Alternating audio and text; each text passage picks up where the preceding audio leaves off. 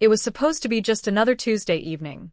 The air was warm, streetlights flickered on as dusk fell, and 28-year-old Malik Thompson had just wrapped up a long shift at the auto shop. He had grease on his hands, a hoodie over his shoulders, and dreams in his mind. He was tired, but hopeful. He had just gotten the promotion he worked hard for. He had plans to propose to his girlfriend in 3 weeks. He'd already paid for the ring, quietly, week by week, saving little by little. But that night, none of it would matter. Malik didn't have any criminal record. His car was legally registered. His license and insurance were valid. And yet, just 10 minutes into his drive home, red and blue lights flooded his rearview mirror. He pulled over immediately. No hesitation.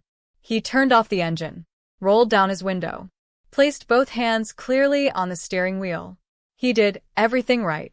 But the officer approaching the vehicle had already made up his mind. Possible suspect. Black male. Gray hoodie. Early 30s. Driving a dark sedan.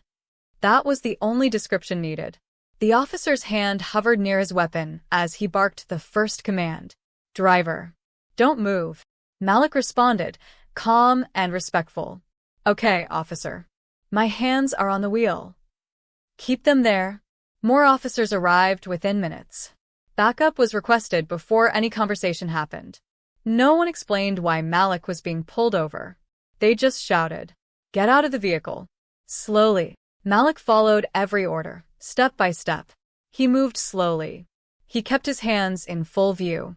He did exactly what they said. He was face down on the pavement, his palms open beside his head, knees on the concrete.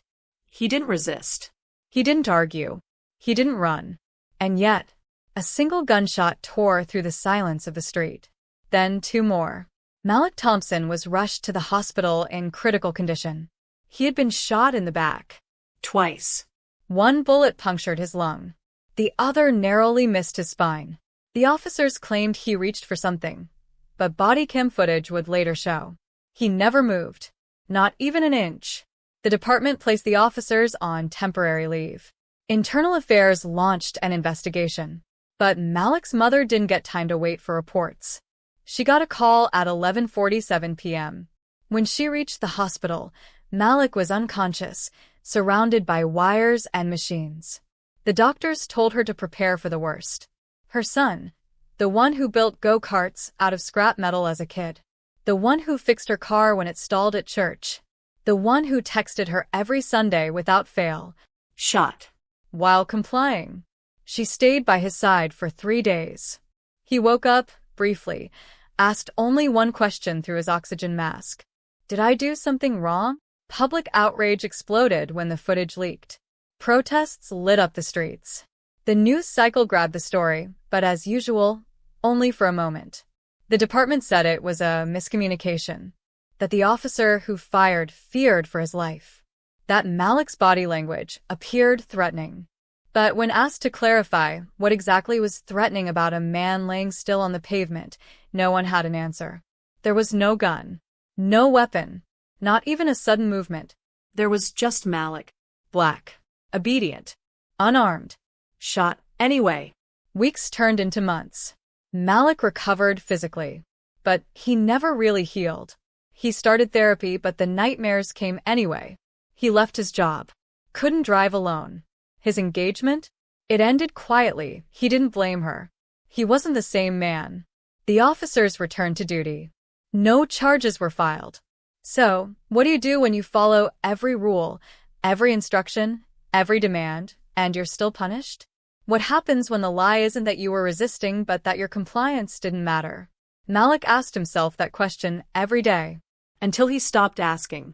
I used to believe if I just did everything right, I'd be safe.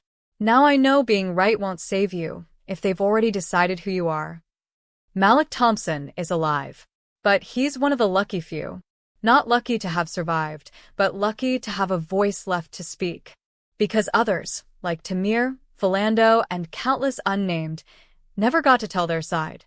Their stories were buried beneath reports, excuses, and justifications.